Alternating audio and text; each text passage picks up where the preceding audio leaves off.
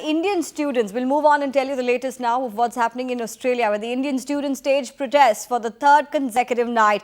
This in sheer defiance of External Affairs Minister S.M. Krishna's criticism on Wednesday. Krishna advised them to focus on their studies rather than the protest in Australia. The student community in Australia was highly upset and hurt by the minister's comments, which have not gone down very well with the students' community. Up there and be quiet against the wall.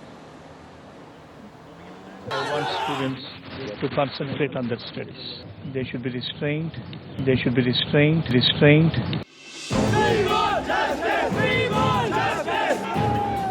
Exercise restraint, the message from India. Advice that's rubbing these Indian students the wrong way.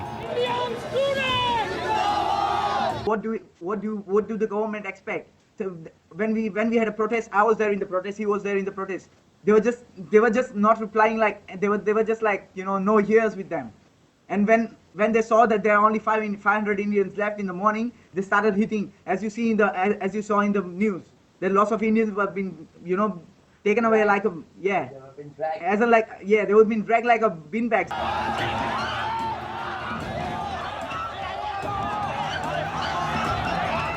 Frustration continuing to build after India's External Affairs Minister said that angry Indian students in Australia must cool off. Well, I would like our Indian students to be patient. They should be restrained. They have gone there to pursue higher studies, and they should concentrate on that rather than retaliate.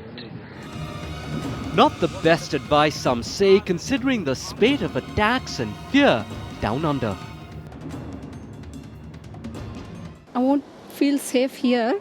Lots of incidents is going here, like robberies and lots of robberies. In my friend's house also got the robberies. Like we are feeling that's the bad things happening in Australia. Whenever we go to the uni, that's very horrible for us, and somebody can attack on us. Bad things happening in Australia. So exercise restraint, not a message for them, they say, but for the man in New Delhi dishing out the advice. With Bureau Inputs, Alistair D'Souza, Times Now.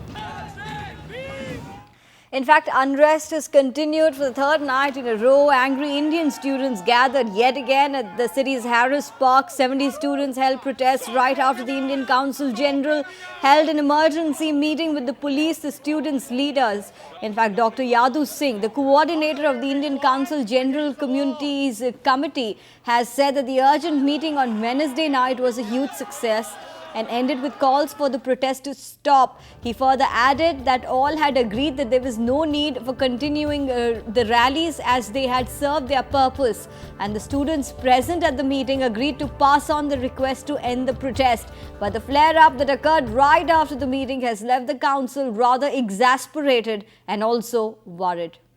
On Wednesday, remember, the Australian media sent out messages appealing for calm.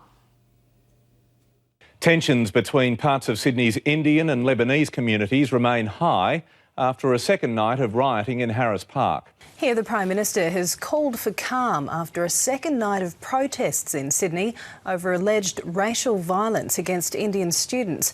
But he's also warned them not to take the law into their own hands. And India's Prime Minister has echoed the calls for restraint. The violent attacks on Indians in Sydney and Melbourne are becoming a serious diplomatic issue for Australia. The Indian government is demanding that the authorities here do more to stop the attacks.